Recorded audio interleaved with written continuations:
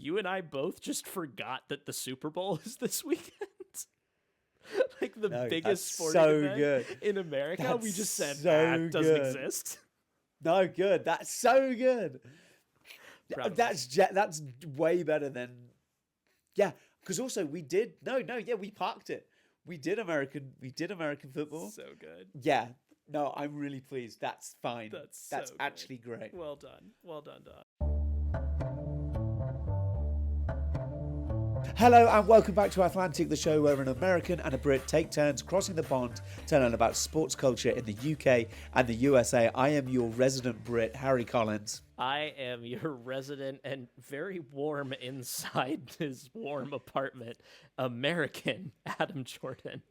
You look incredibly cozy, and it's because New York is facing the worst snow in decades. It's our worst cold snap in decades for sure. We had a foot of snow like a week and a half ago, and it is still like almost entirely on the ground because it has not gotten above 32 degrees, but for like maybe a few hours. That's 0 degrees for our British friends. I'm gonna cut Adam off there because one thing that our listeners won't know about Adam Jordan is that he loves the weather. I do. And we have ruminated on starting a second podcast just about weather. So maybe in the future, but if we get him going, we will never get to the news, the topics that we have to talk about today. We've got a really fun episode planned, but I'm going to start with the patron saint of this episode, who is David Milan. Now, David Milan, like all of Britain's strongest athletes, was of course not born in England. He is, I think he's South African, or his family is South African. Cool. So his name is spelled D-A-W-I-D instead of D-A-V. Sure. But David played for England in all formats of cricket, but he is a white ball specialist. He was named the world's best T20 player between September 2020 and November 2021, and was part of the England World Cup winning team in 2022 in Australia. Speaking of the T20 World Cup, Adam, what happens this weekend? I am so excited. Actually, starting tomorrow, we have the very beginning of the T20 World Cup, the ICC Men's T20 World Cup. There's already been some like warm-up matches, I think. I am so excited for this. I've been in a very crickety mood lately, and I think the Ashes episode is what got me into it, like got me back into it. I'm really excited. T20 is what brought me into the sport. It's what's bringing a lot of people into the sport, though we do appreciate test cricket, as we learned in 2 episodes ago. So very excited for that. That's starting. I'm just gonna roll through if you'll let me for the next few. We've got Men's Six Nations that started yesterday. So we're we're all set. We're getting a rugby fix. This is like the most Athlantic stretch of sports of all time. We had F1 testing. We had like I forget what they call it, the shakedown in where did they do it, in Barcelona, I think. We're it's basically, you're not really supposed to read into any of the the data, but it's just to make sure that the cars work, which is great because it's helpful. One team missed it. They were just like, our car doesn't work enough to even get it there. Yeah, tough. But my takeaway is that Ferrari are going to be the world champions, and so is Lewis Hamilton. Very exciting. We've got, again, we are action packed today. We've got Duke Carolina this weekend, the first men's basketball game of that rivalry this very weekend. It's the one at Carolina, so they're when the teams play each other, Duke will be number 4 in the country, Carolina will be number 14 in the country. That rivalry, as they say, always delivers. I will certainly be watching with clenched fists probably the whole time, and not having a good time at all during that game. Even if Carolina's up by like 20 points, I will still be stressed. It'll be a great time. But what is the most important thing happening right now? And that is why I'm dressed so silly, why we've got our friend the Freeze right here. It is because the Olympics opening ceremonies are today. We've got full-on Olympic fever. It is our first It is our first Olympics as a podcast, I think. Is that right? We hadn't started Yes. in 24. This is our first Olympics as a podcast. This is a big milestone for a transatlantic podcast about sports. We missed out just because you got to attend a lot of the Paris Olympics. Me? You watched, I think you watched more rugby in that summer than I have in my entire life, which is criminal. But yeah, you're right. This is our first Olympics, and we were talking about this a couple of weeks ago when we were sort of looking forward to it. And I certainly realized, and I think you agreed with me, we don't know much about any of the Winter Olympic sports. We had to do a frightening amount of learning to work out what we wanted to talk about and to sort of contextualize a lot of the stories that we wanted to break down. And we came up with a format for today's episode, which Adam will get into more detail on, where I think we can share our learnings with you, our listener. Yes. Because, Adam, what are we doing? So we are going to describe in rapid fire fashion every single sport that is happening in the Winter Games this year over in Milano-Cortina. I am so excited for this, but we're going to go based on a few different categories. We're going to start off with the date that it first came into the Olympics, or the year that it first came into the Olympics. We're going to explain this sport like we're 5, or explain it like I'm 5, that whole thing. We're going to do that because it's fun, and like I said, we're trying to do this quickly. Why it's fun and interesting, like why you should be excited about this sport at the Olympics this year, and then why our individual nations should be excited about it. So if you're an American listening or watching, why you should be excited about the sport, and if you're a Brit listening or watching, why you should be excited about the sport. And may I say, you vehemently disagree with me on this. We don't have time to get into it very much, but I love the Winter Olympics. Like, the Winter Olympics are my favorite Olympics to watch between the two. I think they're fun. I think it's a showcase of sports that you don't see very much unless you're like super into the niche. I think it's fun. I think it's a little bit ridiculous. Like, I mean that respectfully, but I absolutely enjoy it. Actually, fun fact, I love it so much. I got into the Get Up, which, fun fact, producer Elizabeth actually knitted this hat. So, shout out to producer Elizabeth. But anyway, every time for the Winter Olympics, I always love getting cozy on my couch. I put up as many screens on my wall as I can, multiple laptops, my TV and everything. And I'm taking it all in as much as I can. So I love it. I enjoy watching the Winter Olympics. I think, and we started to discuss this when the mic was cold. I think a lot of the motifs and a lot of the themes of the Olympics as we know and understand them are not present in the Winter Olympics. I don't think it should necessarily be sort of an IOC event. I think it's probably, even though there is like more representation for nations of which have colder climates that typically don't do so well in the Summer Olympics, I actually think a lot of these sports have such high barriers for entry for the majority of the world that's why they're so exotic, and that's why they're so fun to watch. They are. I would say I have a far better time watching the Winter Olympics because, as you said, a lot of it's lunacy. Exactly. And we will get into we will talk about a lot of really silly things in our little breakdowns. You were just talking about not understanding the sports. My family always jokes that every 4 years you have to relearn what curling is and how it works. And it's just like, in what world is basically shuffleboard on ice considered and the pinnacle of athletic achievement, but the world of the Winter Olympics, which is valid and lovely, and we should cherish it. True. We should absolutely cherish it. But Harry and I, so if you had more, I don't want to take away from No, go for it. Okay.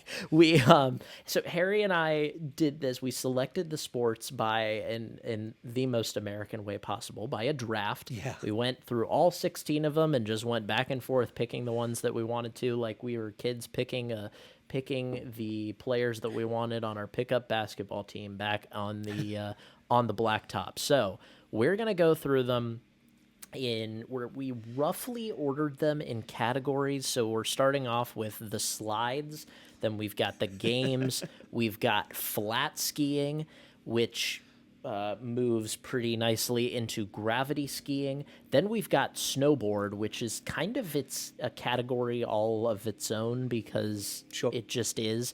And then we've got skating. So those are the 5-6 categories that we're going with. And again, we are going to try to do this to hold ourselves, because we've heard your feedback, dear listener, and we don't want this episode to be a 12-hour episode where we sit here and talk about luge for ever. We are going to do each sport in 2 minutes or less, or we're going to attempt to do so. Yes. So if you're watching or listening to this, we were at least successful enough that we felt it was okay for you to watch. Okay. So, Adam, I believe you are kicking us off with the first slidey sport, which is one that I desperately did want to pick in my draft, but you beat me to it. I've got the timer ready. Okay, I've got my own because we got to keep ourselves honest. Yes, you have 2 minutes to talk about bobsleigh, starting 3, 2, 1. All right, bobsleigh started off in one of the OG sports, in the OG standalone Winter Olympics, the 1924 Games in Chamonix, France. So an OG sport, and it's one of my favorites. Explain it like I'm 5. It's basically soapbox racing, but super cramped and on ice, and it's kind of a roller coaster in a way. So that's the gist of it. If you've never seen it, it's one of my favorite sports of all time. So why should you be excited about it? Well, it's one of the silliest looking yet intense Olympic sports on the planet, or just sports period on the planet. You're crammed into this tiny little machine and going super, super fast and going around tight turns, and it's madness out there. But it comes in 2-man, 2-woman, and 4-man, 4-woman forms. And then my personal favorite, which is the other reason that you should be excited, debuting in 2022, the monobob. It is a women-only iteration of bobsleigh, and it is used with stock sleds. So you're basically just, everybody's got the same exact machinery. Everybody's only testing their athletic limits. So why my nation should be excited about it? Why fans of Team USA should be excited? Well, Frank Del Duca, one of our 2 flag bearers in tonight's opening ceremonies, he is on the 4-man bobsled team. I think he might also be on the 2-man team, but he's in the Army, so like you don't see a lot of like active military members in the Olympics, at least like in America that I've seen. Maybe that's the case in other countries, but like pretty cool. And Team GB, why you should be excited is because you get to try to win without freaking cheating, because your helmets were deemed by the International Bobsled Federation to be illegal. You tried to pull some shenanigans by putting some like aerodynamic fins on your helmets. You can't do that. So we're going to see if you can actually, have what it takes to win in the bobsled without trying to cheat. The other great story, I've got 20 seconds left, is Ashley Nelson. In 2024, she just missed out as a track athlete on the 2024 Paris Olympics. Somebody on Team GB bobsled, Adele Nicole, reached out to her and said, hey, why don't you try bobsled? It worked out for her, and now she's an Olympian. Done. Hands down. Incredible. I'm going to take us straight into skeleton, which is yeah. So again, we're in the slides right now, which is we're in the slides, the most chaotic of the. We're starting off with pure chaos. They're really fun. They're really good. They're great. Okay, skeleton starting in 3, 2, 1, go. Originally introduced in the 1928 Winter Olympics, so that's 4 years after after bobsleigh. It then went on a little hiatus and came back in 1948 before going away again and coming back and joining us in 2002, and it's been a staple since. Explain it like I'm 5. This is the one where you go down face first, head down, and you kind of look like Superman. You have to sprint for the first 30 meters and your sledge has no brakes. You steer with your shoulders, your knees and your toes, which sounds awfully like a familiar nursery rhyme. And and athletes pull 5G turns. Now, yeah, I know. Why is it interesting? Why is it fun? In the UK, you cannot drive 86 miles an hour anywhere without seeing the inside of a prison. But if you're doing it face down on a tea tray, you're probably in the skeleton Winter Olympics team. So why should we be excited? Team GB have medalled in this sport more than any other nation with 3 gold, 1 silver and 5 bronze. And this year, despite having 3 debutants, we have the 2 favourites, Matt Weston and Marcus Wyatt. Why do we like Marcus Wyatt, I hear you say? Marcus Wyatt formerly played American football for the Swansea Titans. That's a real team name. Why should America care about skeleton? The only team that have won more golds or silvers than Team GB is Team USA. We've both won 3 golds, but USA have won 5 silvers, whereas we've only won 1. So you're technically at the top of the medal table. And one final little fast fact. You think those sledges, which I disparagingly referred to as tea trays, you think they look small and insubstantial. They can weigh up to 43 kilograms, which is 95 pounds. They are so big and durable and strong. That's why we should care about skeleton. And you know what? I'm going to take us straight into luge. Wow. Okay. I gotta reset your timer here. Sorry to cut off your flow, but let's go. It's reverse skeleton in 3, 2, 1.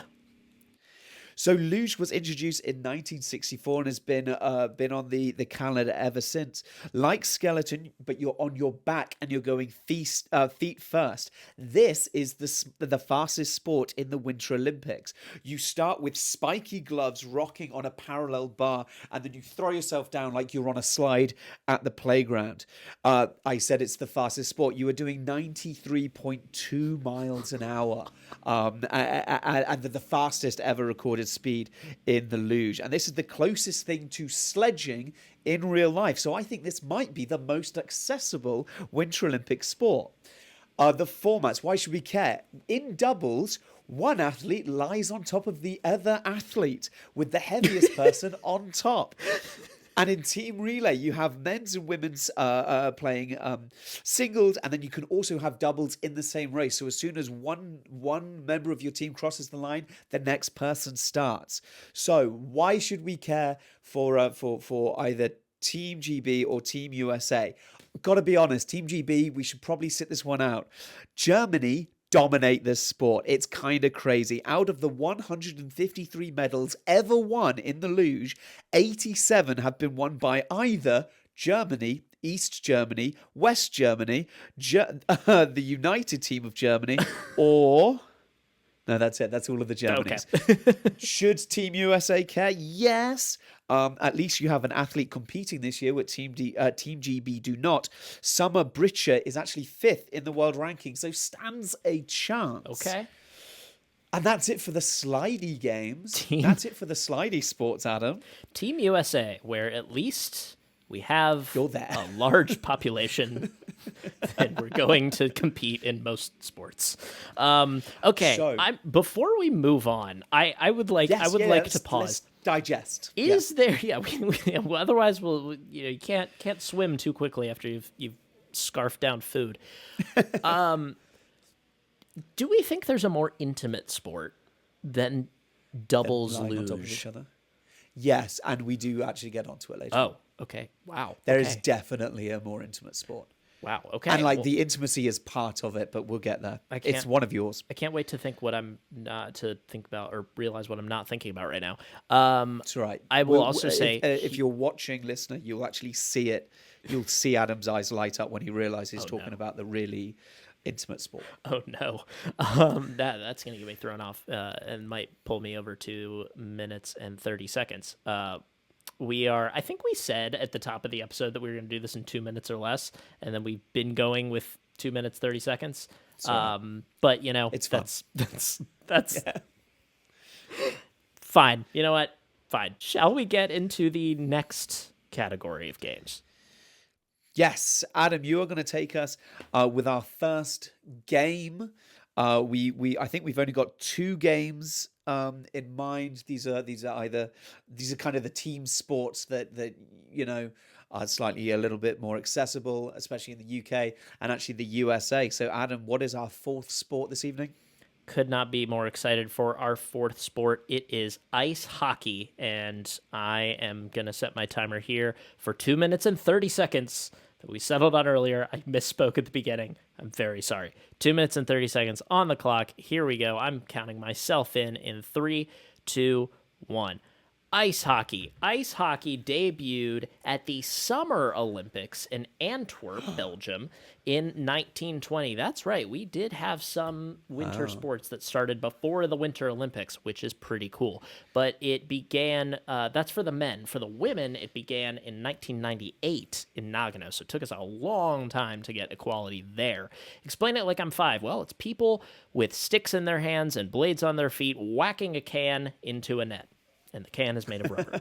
That's it. Why should you be excited? Well, watch episode 7. Hockey is the best game you can name, and it's awesome. This year, for the first time since 2012, we have NHL players going to the games on the men's side. So we're going to see the best players in the world playing on the world's biggest stage. That's exciting. As part of that agreement, they've also shrunk the ice size down to be the same size as an NHL rink.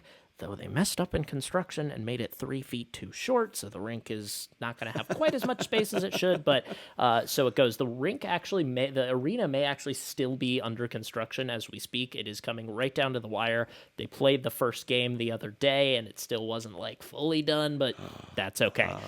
Why our nation should care? So in the USA, on the men's side, it could be our chance to win for real for the first time since 1980. We have not won the gold medal since 1980. We've been very close. We've made the silver. The 1980, of course, the famous Miracle on Ice Winter Olympics. We've come so close. We've fallen in the gold medal game 2 of the past 5 Olympics, I want to say. So that's exciting. Layla Edwards is still in college and making history as the first Black woman to play for Team USA. That's really exciting. Cool. She's also chasing a national championship back at home. She's one of our defensemen. Taylor Heisey went from being cut from this team in the last Olympics to being a key player on the team, and she made an impact in the 5-1 win for the U.S. Against Czechia. And for you don't have a team, so I guess you get to watch the French lose. Nice. That's it. Stunning. On to you, Very Harry, good. for curling. Our favorite. Okay, so this is genuinely, I think curling is the best. You made a joke about it earlier, but I'm in less than 2.5 minutes. I'm going to explain why it's my favorite Winter Olympic sport. I can't wait. Comfortably the best. All right, now All right, you ready? I'm going to count you in 3, Bring me 2, 1, go. Another debut game introduced in 1924, but an ancient game, but we will get onto that later. It was mostly absent until 1988, and then curling has been a mainstay at the Winter Olympics. Curling is bowls. If you are British, you know what bowls is. It's kind of like bocce, but it's not exactly the same. Or, as Adam mentioned earlier, it's shuffleball played with enormous stone clothes irons. Each team plays with 8 stones, and you have multiple ends. It is completely mesmerizing. It is placid. It is soothing. It is incredibly satisfying. It is calm. It is lovely. I absolutely adore curling, and Adam should absolutely adore curling as well. Team GB, why should specifically Team GB and Team USA care? Team GB are always competitive in curling, and that's because it's one of the few winter sports we invented. I use we very liberally because thank you, Scotland. Curling originated in Scotland allegedly in 1511. And we are coming in hot form. We had we just edged the combined medals haul in 2022.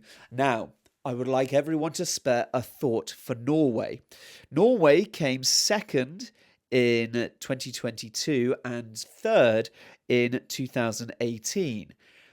Team GB beat Norway in their first game this year, and Team USA, bizarrely, beat Norway in their second game this year. So the reason Team GB and USA should both care is we've started brilliantly. We're currently in the group stages. As Adam said, it actually started, I think, yesterday.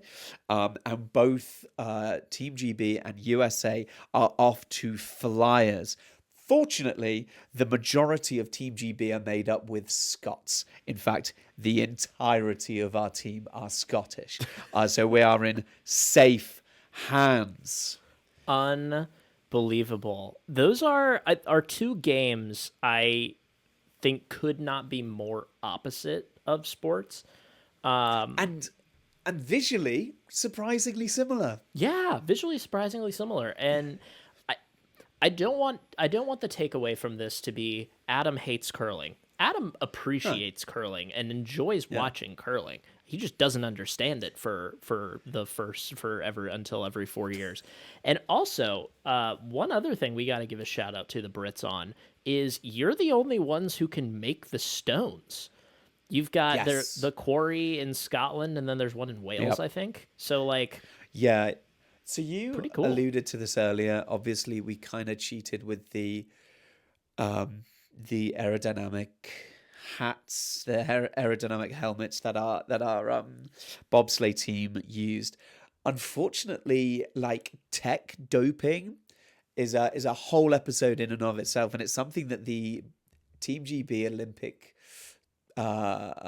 squads are particularly good at. We are. As producer Dan has told me many times, we are the best, or among the best cyclists in the world because we turn up with the best kit. We were very good at bobsleigh because we turned up with a naughty helmet. And I'm not saying that there's a correlation between making the stones that everyone has to play with and us being good at curling, but it sure looks that way. Also, this is not a story for now, but your cycling team also famously did have an actual doping scandal. So let's not. Yeah, don't worry about that. So, but if we're trading blow for blow, the biggest cheat in cycling was American. But we'll just leave that. All right. This is the Winter Games. We don't have ice cycling. We had Anyway, we're gonna go into the flat skiing now, which is a category that I have exclusive rights to, thanks to our draft. Yeah. All right, I will let you. Do you want to? Okay. I was gonna say I'll let you count me in this time. Okay, so Adam, for 2 minutes 30 seconds on the biathlon, starting in 3, 2, 1. Biathlon, another one of my favorite ridiculous sports. This one started in the 1960 games in Squaw Valley in California, now known as Olympic Valley in California. Explain it like I'm 5, ski around and shoot your gun. That's all I gotta say. It comes in 3 different forms. There is the sprint, there's the pursuit, and there's individual. There may be a couple others that I'm missing there. I looked at a couple of different things fairly quickly actually when I did this, so apologies if I got that one off. Why you should be excited? Well, there's been huge retirements this year. Apparently, I think there were 5 medalists and 3 gold medalists retired from the women's side alone between Beijing and Milan-Cortina. So a field is wide open this year. And why America should be excited? Because it is our white whale, our great, great winter white whale. It is the one sport other than the brand new one that America has never, ever medaled in. In Beijing, we were one shot away on the women's side from getting to the gold medal. We ended up finishing in 7th place because of one final missed shot. So, I'm going to pause your timer. oh, Are you telling me that America is the only Winter Olympic game that has guns in it America's not good at? shockingly, I know. Unbelievable. We have unfortunately, our country is littered with more guns than people, yet You we just can't think win you'd a be medal in it. accidentally good at that. You would think so, which I honestly kind of hope we never win a medal in it, because Yeah, that would that be great. that is an amazing irony, and we don't Yeah. deserve it. It is the small piece. We can't do anything about children being shot in our schools. However, if we're not going to be able to do that, we should not be able to get a medal in the sport with the gun. Okay. Good. Yeah, fab. Can you count me in to Can't wait resume to- my timer, please? Can't wait to see if that stays in. Okay, we're going to bring you back you have 1 minute and 8 seconds left on the biathlon in 3, 2, 1. Where was I? Our first medal, yes. So we do have a hope this year, and our hope comes from Kiwi. Yes, a New Zealander American who is competing under Team USA this year, named Campbell Wright, is our best hope, and he seems like a cool guy. There's not other than that. There's not much other than that. He is a Kiwi. On the UK, you have only 2 competitors: Jacques Jeffries. I don't know how you say it. Maybe Sure. it should be Jock because Britain, not France. Anyway, Jacques Jeffries and Shauna Pendry, both making their Olympic debuts, and they are the sole members of Team GB in biathlon. Sweet. Very good. I mean, I knew so little about biathlon. I'm not sure I could have told you what 2 sports it combines. Well, biathlon, I guess we could have said that, because it's ski around and shoot your gun, but it's cross country skiing. That's perfect. And shooting. I'm amazed. Yeah. When you think of the triathlon and then the heptathlon and the decathlon, I'm surprised that there isn't a biathlon in the summer games. Track, yeah. And then the biathlon, just hangs out over in the winter games. Adam, are you ready for your 2 minutes 30 on cross country skiing? I am so ready. To round us out on flat skiing in 3, 2, 1. Cross-country skiing. Cross-country skiing is another one of the OGs, debuted in Chamonix in 1924. Explain it like I'm 5. Well, it's cross-country running, but on skis. You could also call it one half of the biathlon, perhaps just a thon. Why should one be excited by cross-country skiing? Well, be honest, it's not the most aesthetically fascinating sport to watch. However, just from an athletic standpoint, it appears to be one of the most difficult things that you can do from an athletic endurance standpoint. Any time that I am watching cross country skiing, my quads want to fall off and I feel like I'm about to pass out. It genuinely, I do not know how people do it, which also makes the biathlon that much more impressive, but we're not on that. We're on cross-country skiing. So why our nation should care about it? On the USA side, Jessie Diggins is back to defend her title. She helped to win the team sprint event in Beijing. Her partner, I believe, retired after Beijing, but she is back to try to defend her gold medal. And gold medals are hard to come by for Americans in the world of cross-country skiing, because the USA has only won 1 medal on the men's side in cross-country skiing. So you add the gun, takes away the medal, subtract the gun, we get 1. Gus Schumacher is trying to win America's first medal for the U.S. men since 1976 at the games in Innsbruck. Great name. It's a great name, Gus Schumacher, the NASCAR driver in the Schumacher family.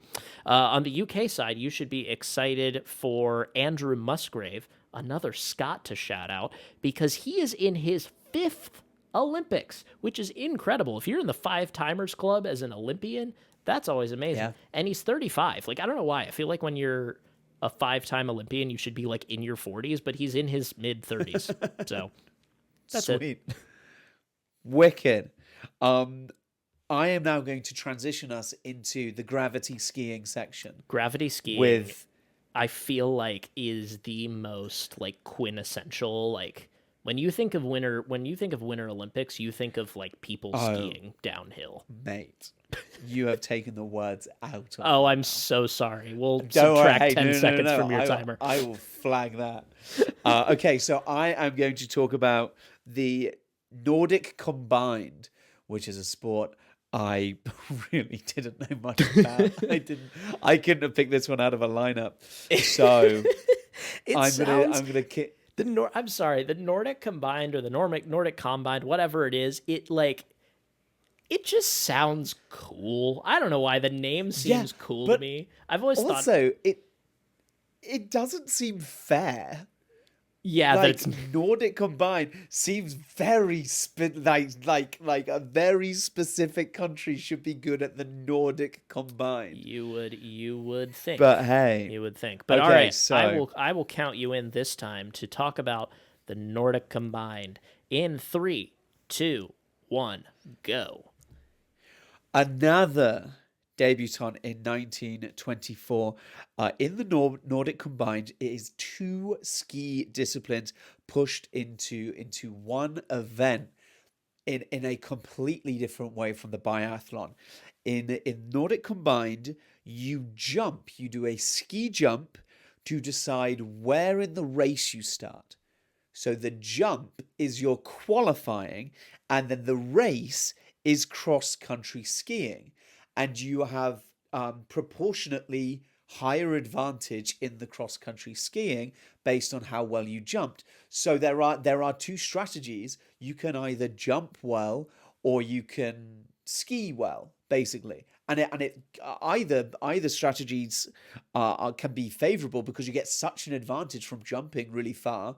Or you're not a terribly good jumper because you're built slightly different, but you are, as you know, you mentioned in cross country, you are just a absolute menace going through the thick snow that you make up the difference. So it's as if your place on the Formula One grid was defined by how good at drifting you were. They're kind of, you're still in skis, but it really feels different. Now, unfortunately for Team GB, we don't really have much to sing about here because we've had a single athlete compete in the Nordic Combined in a century, but it's looking better for Team USA. You have Ben Loomis, who is the reigning world champion, and you have your rookie, Nicholas Malakinski. And that's great because that name has the word ski literally in it. That's got to be good, right?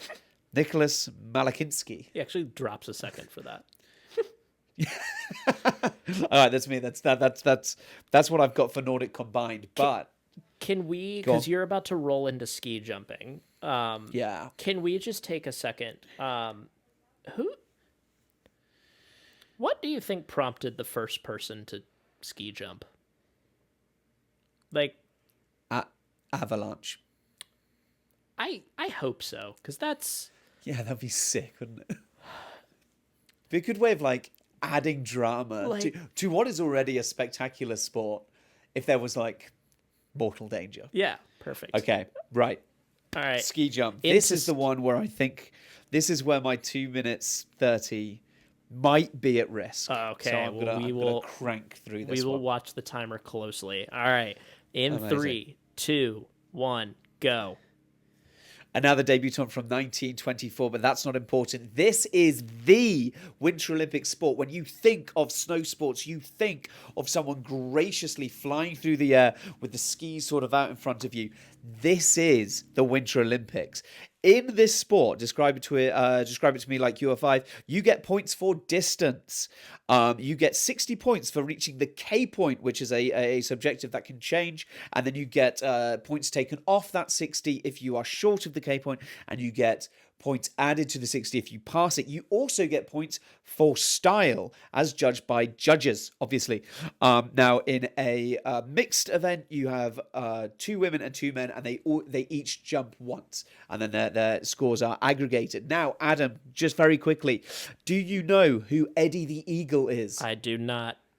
Perfect. This is the sport that Great Britain has great affinity for because of Eddie the Eagle, who was famously bad at ski jumping, chronically underweight and very far-sighted. He wore remarkably thick glasses under his goggles, which at altitude fogged up. We love to think of plucky Brits overcoming the odds to defeat the world's adversaries, but unfortunately Eddie was so bad at ski jumping at the 1988 Calgary Games that he split the world's media. Some people loved him and some people panned him. Some of the world's media, specifically the Germans, called him a clown. His entry to the Calgary Games was so unlikely that the IOC changed the rules on qualification so that an amateur couldn't make it again.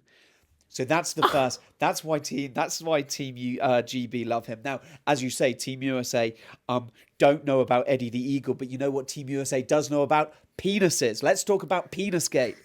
The injecting of the penis. This is a huge. This has gone to WADA, the World Doping Authority.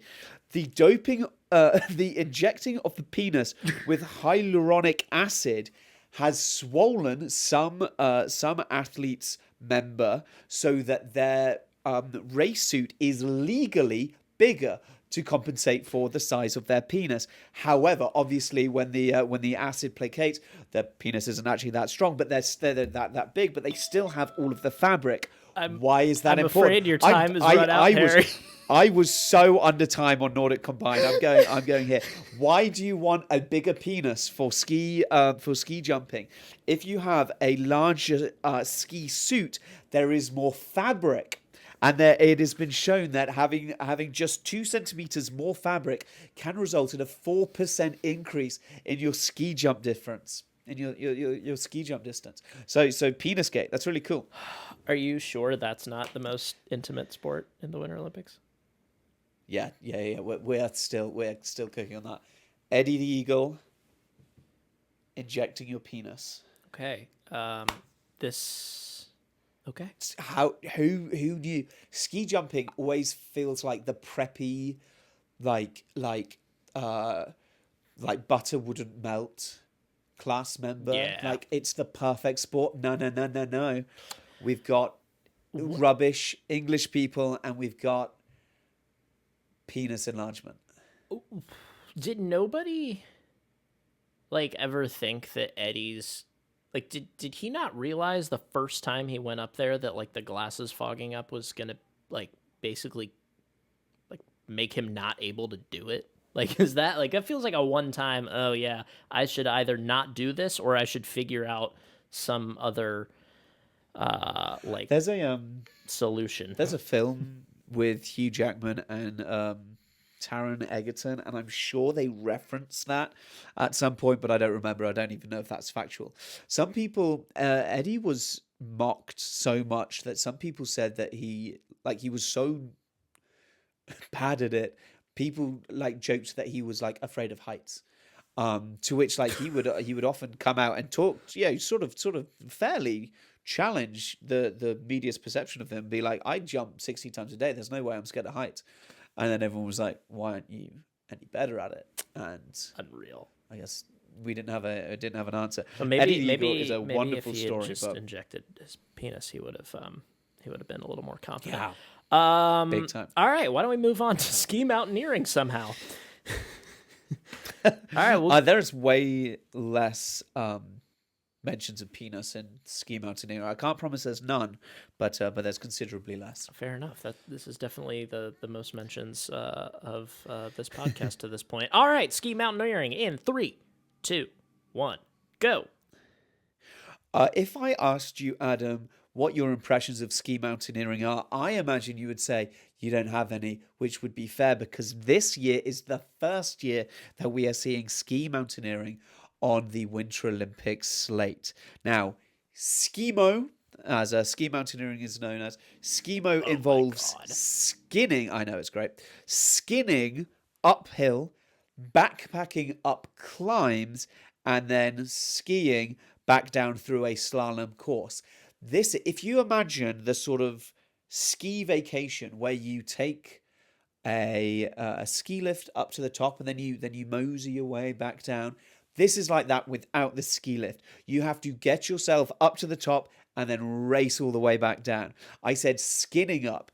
The athletes put skins on the bottom of their skis that are very grippy against the snow, but you don't want that when you're coming back down. So they have to rip the skins off the skis after they've taken their skis off to climb uphill on foot, because sometimes it's too steep. So they literally put their skis in their backpacks. Crazy. What other sport has backpacks?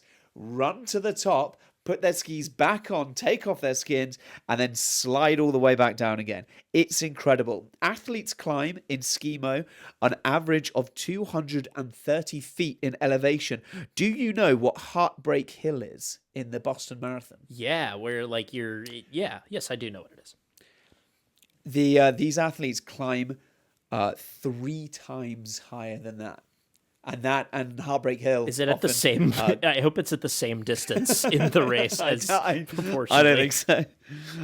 Yeah, that's all we have on ski mountaineering. Why should Team GB or Team USA care about it? Well, at least Team USA have athletes in it. Team GB do not. But it's a fun. Hey, look, we all get to learn. We all get to watch something brand new. Yeah. There are no adversaries. There are no baddies in this. Nobody is good at this yet. You could argue. It could be anywhere. It could be Spain. Could be Spain. It could be Greece. You it's probably not. could not argue that Team USA is the bad guy this year, especially in any sport. So we'll take that, especially given what is in our delegation, which I will get too angry to talk about, and I promised myself I would not go on a rant about it, so I'm not going to do it. Anyway, that is a really cool sounding sport, and it reminds me of that guy. Isn't that basically what that guy did when he like climbed Everest and skied down it? Like that guy was like sponsored by Red Bull. Wild. Anyway, good grief, Harry, you are on an absolute heater right now. You've got 4 in a row. We're on 4 of 4. And we've only got 2 more gravity skiing sports left to go. So, Harry, let's hear from you once again. This guy loves to draft gravity skiing. It's Alpine skiing. Harry, you're up in 3, 2, 1, go. If you don't think about the ski jump when you think of the Winter Olympics, if they are on 2 long boards of carbon fiber, you're probably thinking of alpine skiing. First introduced in 1936, this is the sport where we slalom through the gates, and we have 4 different disciplines. There is downhill, super G, giant slalom, and regular slalom. Regular slalom is the tightest and the twistiest. The gates are those sort of flexible poles. This is probably the discipline where agility means the most. You making the most turns in your run. They all typically happen on the same hill with different courses. You've got to make the most of your turns. You've got to be really specific, and it's probably the most tiring because you're constantly twisting and moving. The giant slalom is a slalom but wider. That's when they go through the gates, and those gates are those sort of H looking sort of apparatus where they sort of can ski over them. Then we get on to Super G, which is even wider. This is where speed is starting to take far more precedent. In Super G and Giant Slalom, the precision of your turn, because you have so few slaloms, the precision is really what makes the difference in the time trials. And then downhill is basically 2 or 3 slight slaloms at maximum speed. It's incredible. Why should we care? Team GB have their hopes on the shoulders of a 39-year-old Dave Riding, who is competing at his 5th and final games alongside 2 experienced colleagues. But Team GB have never medalled at Alpine skiing. Why should Team USA care about Alpine skiing? I want to introduce you, I know, Adam, you already know, to Lindsay Vonn. Coming out of retirement, having already won gold in the past, Lindsey Vonn was getting ready to make a huge comeback game. And unfortunately, she crashed out of a World Cup race last week and ruptured her ACL, which is a shame. She's gone back home to America. No, she hasn't. She ruptured her ACL and she's still competing. We're going to find out next week if it sets her back. Multiple physiotherapists have told her this is a bad idea and she's still going to do it. Unbelievable. Right there at the horn. It's so good. I cannot wait to see how Lindsey Vonn gets on.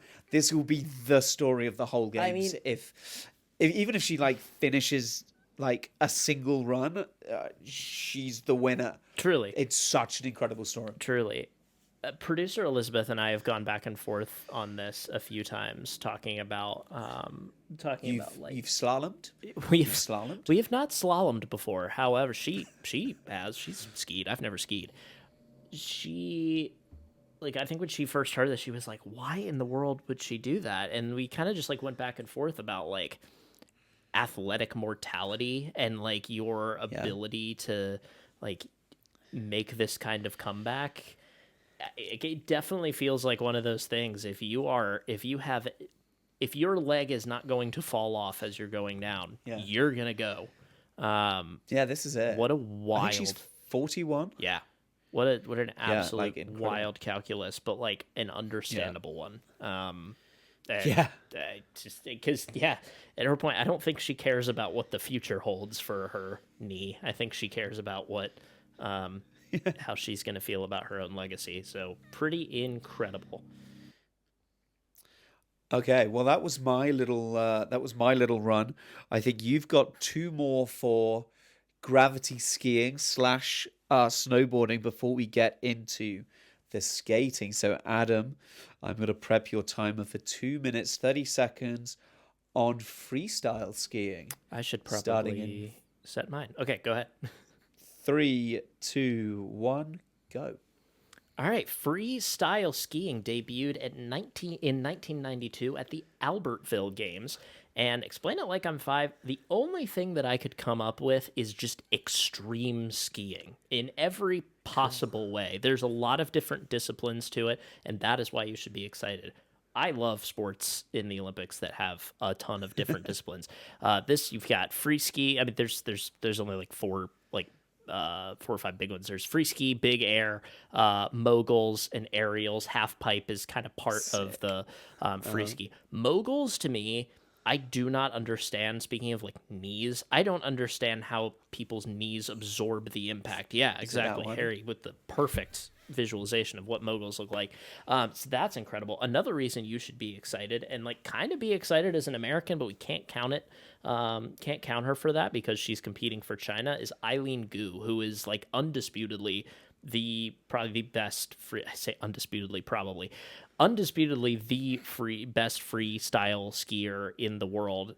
Certainly for her age. She's already got 2 gold medals. She had another silver medal in the Beijing Olympics. She was born in California, but to Chinese parents, so she competes under the Chinese flag. And she is going for, I believe, I think both of her gold medals were in the half pipe, so I think she's going to go for a 3rd and I guess potentially 4th straight gold medal. I have not read up as much on her specifically as I have on our 2 nations. So for Team USA, we should be excited because we've got great athletes competing. We legitimately have shots to medal in all of these disciplines. However, I'm going to turn my attention to Winter Vinecki, and not because of any specific discipline that she's in, but because a fun fact I learned about her at 14 years old.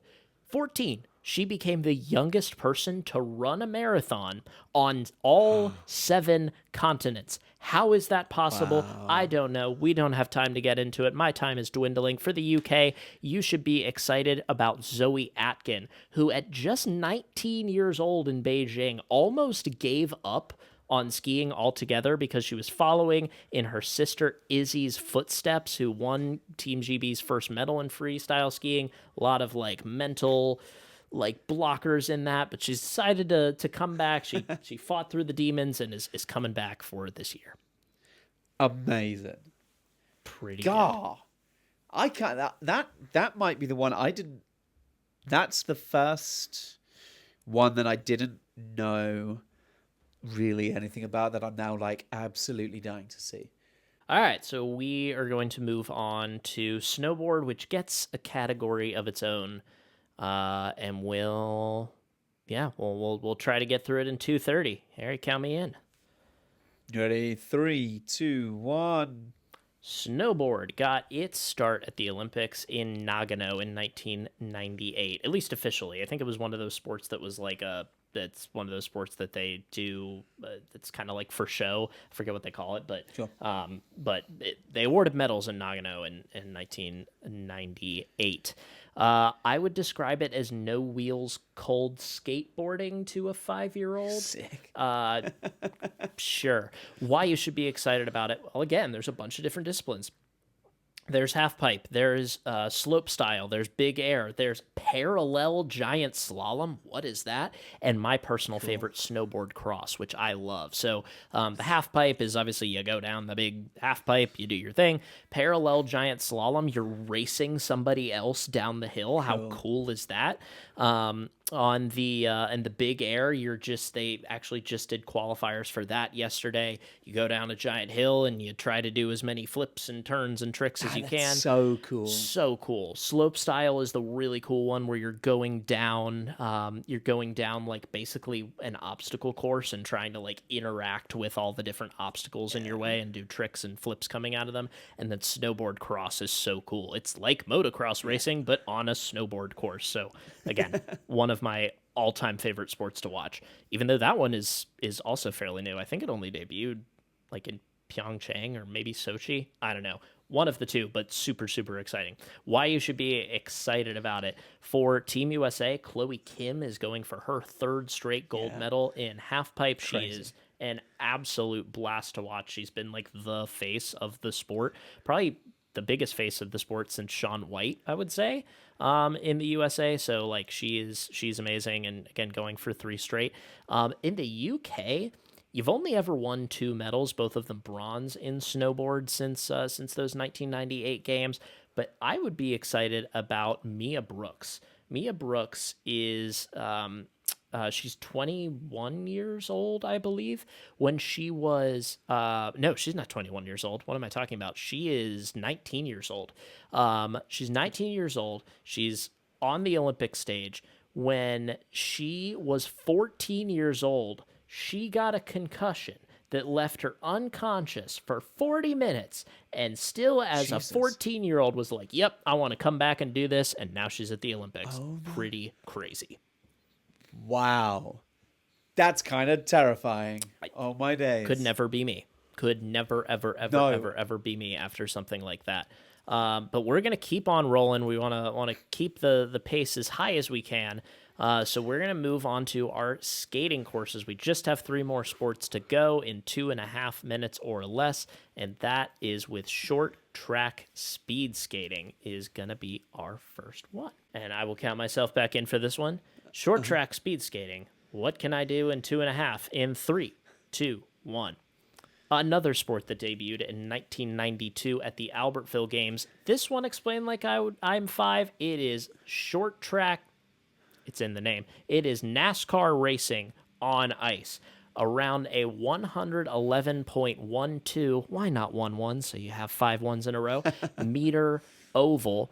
It competes in the 500, 1,000, 1,500, and 3,000 meter disciplines. There's relays thrown in there. Why should you be excited about it? Well, I think it's a really exciting sport. Yeah, you could argue it's boring, but a lot of people argue that NASCAR is boring, and I disagree with them. Go back and watch our NASCAR episode if you care about that, or want to at least be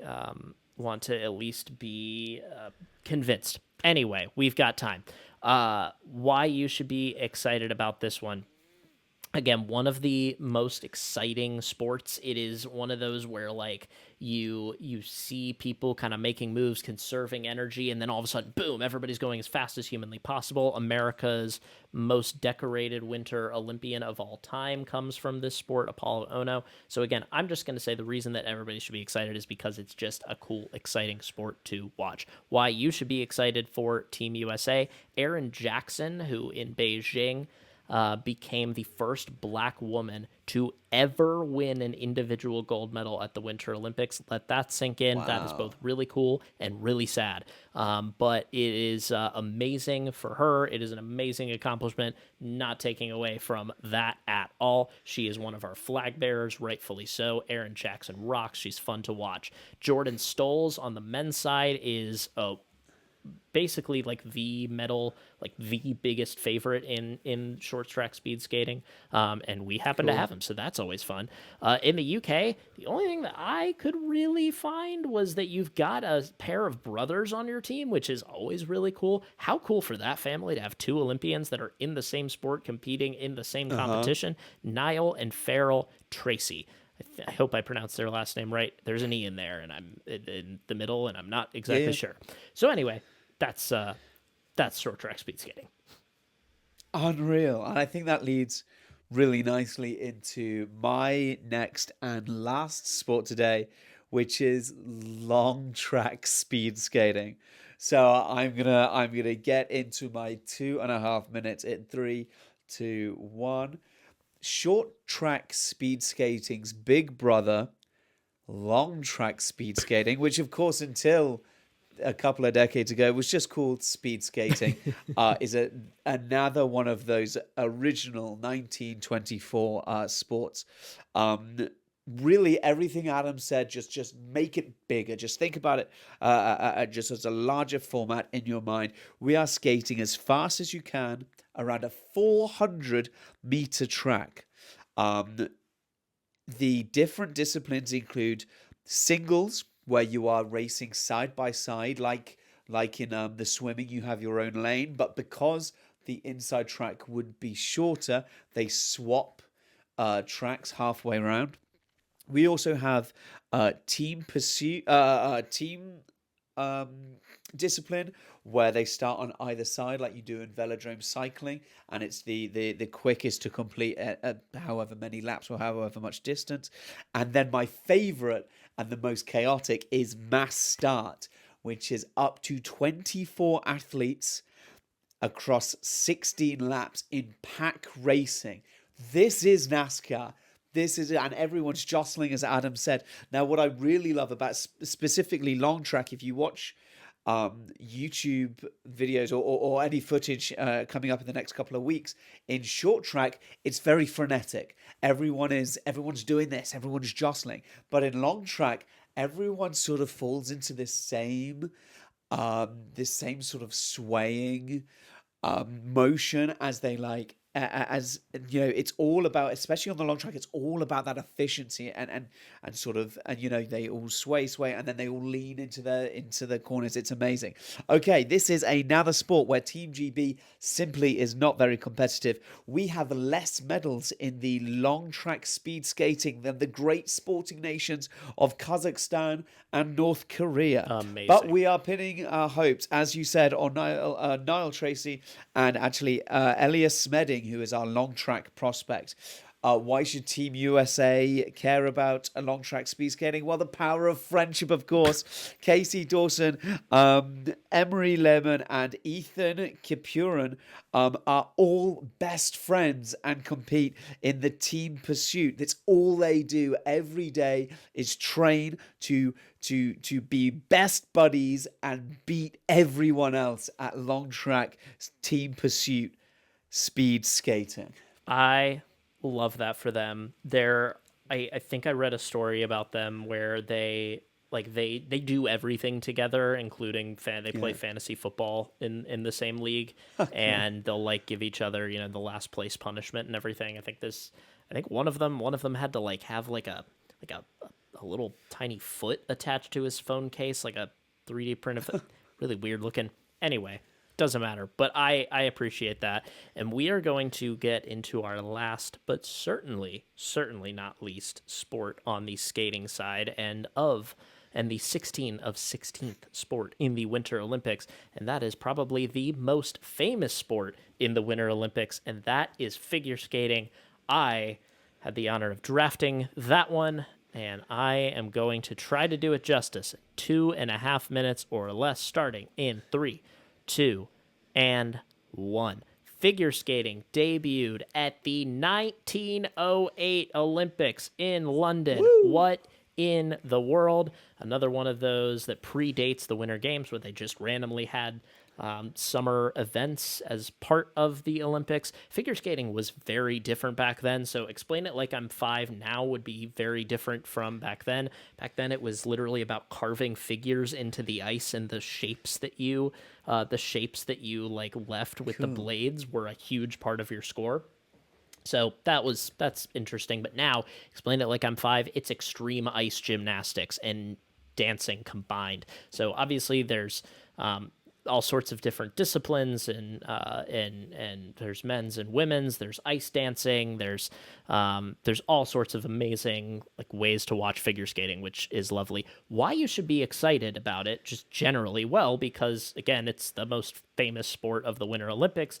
It's super fun. It is great to watch these incredible fits of athletic achievement. But the best part is this year, for the first time since the 1970s, I think. I forgot to write it down, but there is the Figure Skating Federation has allowed the backflip back into competition. So we will see skaters attempt backflips in their routines this year. It was not allowed because it was terrifying, because it was thought of there were multiple reasons, but the main one being safety concerns. It has been proven in exhibitions and other competitions over years that it can be performed safely by elite athletes, so they have allowed it back into the game. Why our nation should be excited about it? Well, on the USA side, Ilya Malinin, who is probably the best male figure skater in the world at this point, aka the quad god. He is the only person to ever pull off the quad axel in competition.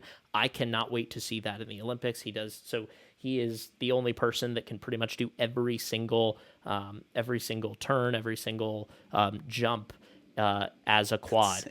Amber Glenn, Alyssa Liu on the women's side will try to bring home America's first gold medal since 2002. I'm going to go over on the last one. I don't care.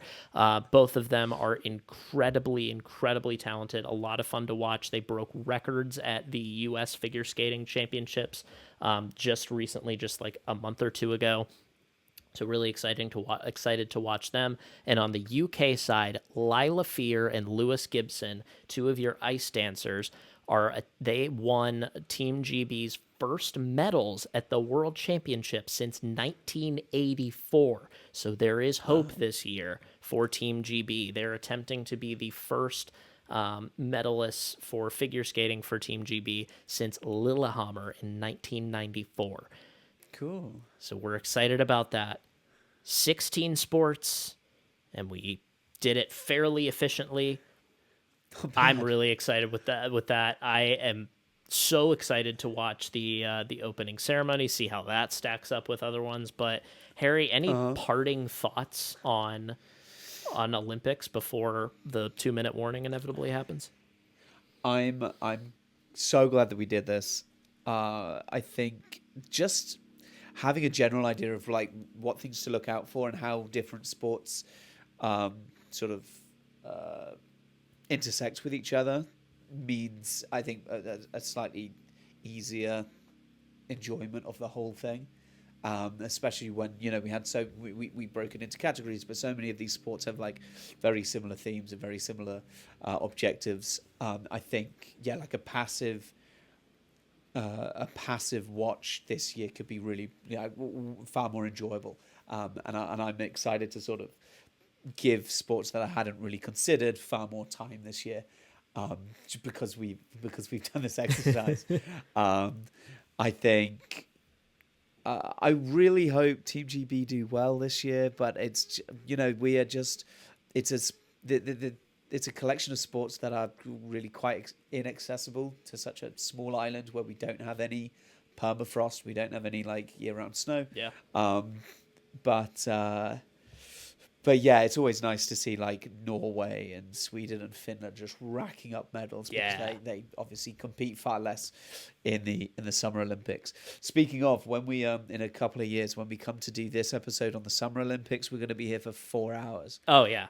Doing 2.5 minutes on every different Summer Olympic sport. We'll age in that one. We absolutely will, and yeah, I'm excited for I'm excited to watch Team USA as always. I'm so excited for hockey for obvious reasons. I did say I wasn't going to go on a rant about it, but worth saying again. I could not. Like we can't talk about the Olympics. We can't have any sort of like mention of it without like the context of where we are right now. Team USA. There were reports that as part of the security delegation that unfortunately the ice was not going to be left to the fields of competition. Ice, for some godforsaken reason, is going to be in Italy, which is just disgusting. To be clear, you're talking about the immigration. I am talking police, about immigration, yes. Not the thing crucial for most of these winter sports. Correct. And that obviously with the Renee Good and Alex Preddy killings, and that's just the tip of the iceberg with the atrocities that have been committed. We want to make sure that it is that we do not stand by in this moment and make our stance clear on where we are, because as we often say, sports and politics are completely inseparable, and no place is that more apparent than at the Olympics. All that said, anyway, Harry, I think I hear the 2-minute warning whistle. So we're going to move straight into our little question segment, and perfectly on theme. Harry, if you could be a Winter Olympian, what sport would you participate in and why? There are so many. I would love to play curling. It's so, as I said, that's like my favorite. It's the one where I enjoy like the actual game element of it the most. And I have so little experience with any like skiing or snowboarding, even though I wish I knew how to ski. I wish I knew how to snowboard. I think the one I would most like to do is bobsleigh. Cool. I would most like to. You mentioned it's like soapbox racing. I think Dad is listening. My father and I built 2 soapbox go-karts when I was a kid, and we raced them. So yeah, I would definitely like to give that another go and do extreme soapbox racing. Incredible. In a bobsleigh. That's so cool. And I wouldn't cheat even though I am British. Adam, which sport? I think this is actually, I think probably harder for you because you are a very proficient skater. You are a decent ice skater. I am a decent ice skater. I would not say like I am proficient in that. Like I can get around pretty quickly compared to the average person who is. Like, you can do the 5-spin jump. I heard. Oh yeah, not just the quad. The quint axle. The quint. That's me, everybody. I would actually, yeah. This one is. I would like to do curling. I would like to curl. I don't. Yeah. Like that is definitely my path to the Olympics would be curling. However, that is not the one that I like. The safest one. Totally. Like all of the rest of these are dangerous, and that's something that we skipped completely. True. And some of the like summer games, it's running. Yeah. And running can be quite safe. Hey, people get really hurt doing some of these. That's like another part of why it's so spectacular. Yeah, exactly. So yeah, fair enough. Exactly. Yeah, curling is the one where we're not going to get beaten up. I've never snowboarded. I've never skied. I would definitely do short track speed skating because it just looks fun. It just looks fun to do. Yeah, cool. Either that or like I would say that or like the snowboard cross, but I have no reference for that. So I'm gonna say short track speed skating. It's pretty good. Amazing. I think that takes us through the final whistle on what has been a really fun episode. I hope everyone listening has enjoyed it. If you did, please leave us a like and even a review on Spotify. Like and subscribe to the Athlantic podcast channel on YouTube. We are also on Instagram and TikTok, where if you are a fan of Harry Rates things. My goodness, has Harry put together a series for you? Please check it out. Please check it out. Make it worthwhile. It is consuming a lot of my time at the moment. But without anything else to say, we always want to send a special thanks to producer Luke for our logo. And enjoy the Winter Olympics. We will see you next time. Episode 30. We have something very, very exciting planned, and we will see you then. So, I thought this was very good. This was very fun. I realized at the very end that we did something really stupid and really funny. At the beginning, when we were talking about sports news that's happening,